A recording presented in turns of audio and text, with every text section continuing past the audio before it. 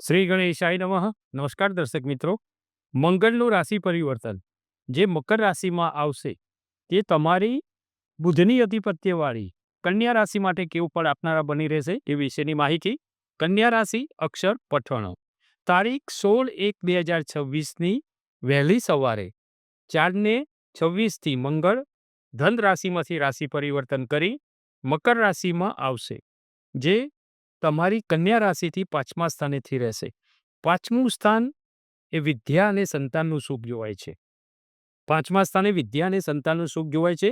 મંગળે તારીખ 23/2/2026ને બપોરે 11:58 મકર રાશિમાંથી શનિની કુંભ રાશિમાં આવશે. તો આ વચ્ચેનો સમય તમારી કન્યા રાશિ માટે કેવું રહેશે એની માહિતી આપણે જોઈએ છે. તો આ સમય તમારા માટે ખૂબ જ સારો જોવાશે. અહીંયા તમારે વિદ્યાર્થીઓ માટે આ સમય તમને તમારો ધ્યેય પ્રાપ્તિ માટે તમારો આ સમય શ્રેષ્ઠ ગણાશે. તમે કોઈ તૈયારી સારી એવી કરી શકશો. આ સમયમાં તમારા સાહસમાં વધારો થાય. વધુ મહેનતથી તમે સારું એવું તમારું ધ્યેય પ્રાપ્ત કરી શકો, તમારું લક્ષ્યાંક પ્રાપ્ત કરી શકો. પ્રારંભમાં મંગળ સાથે શુક્ર પણ છે. અહીં તમને તમારા સંતાનથી પણ સારું સુખ જોવાય. સંતાનના પ્રશ્નો એક પછી એક હલ થતા મન પ્રસન્નતા અનુભવે. અહીંયા બીજું, મંગળ સાથે આ સમયમાં સૂર્ય પણ છે. મકર સંક્રાંતિ ખરીને એટલે મકર રાશિમાં સૂર્ય 1 મહિના માટે. તો આ સમય તમારે આ સૂર્ય મંગળથી અંગારક દોષ બને છે. અંગારક દોષ એટલે એવો કહેવાય કે તમને નાની નાની વાતમાં ગુસ્સો આવે, એક શોર્ટ ટેમ્પરેચર બની જાય અંગારક દોષ બનતા. અને જો જન્મકુંડળીમાં હોય તો ડબલ આ વસ્તુ અનુભવાય. અમુક સમયે વધુ બોલાઈ જવાય, બોલવા પર નિયંત્રણ ના રહે અને બોલીને કામ પણ બગડી શકે. ઘણીવાર આપણે કીધું છે કે તમારા રાશિના સ્વામી વાણીના કારક એવા બુધનું રત્ન તમારે પન્ના ધારણ કરવું જોઈએ, યોગ્ય જ્યોતિષીની પરામર્શ મેળવીને. મંગળની ચોથી દ્રષ્ટિ તમારી રાશિથી 8મા સ્થાનેથી રહેતા અહીંયા તમારે કોઈને ઋણ આપવું નહીં.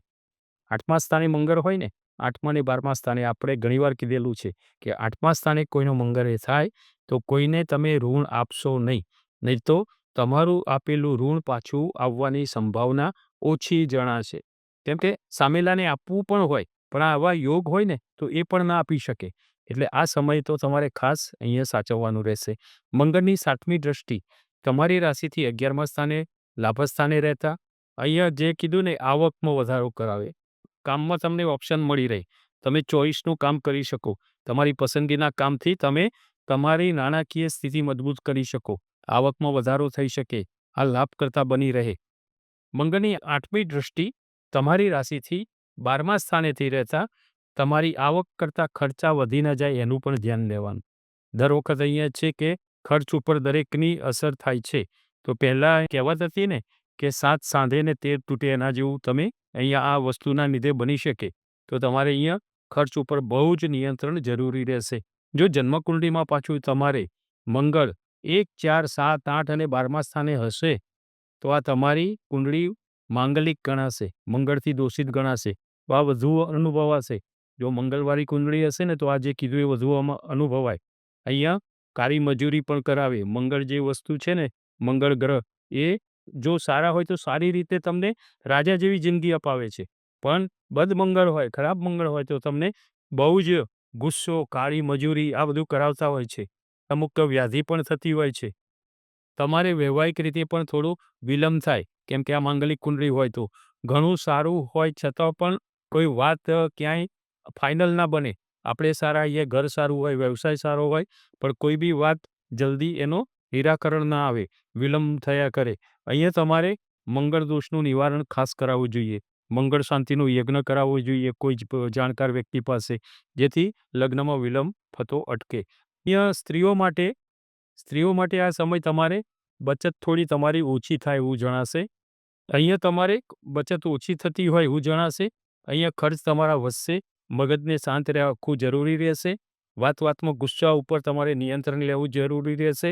આ સમય તમારે બોલવામાં પણ સાવધ રહેવું પડશે.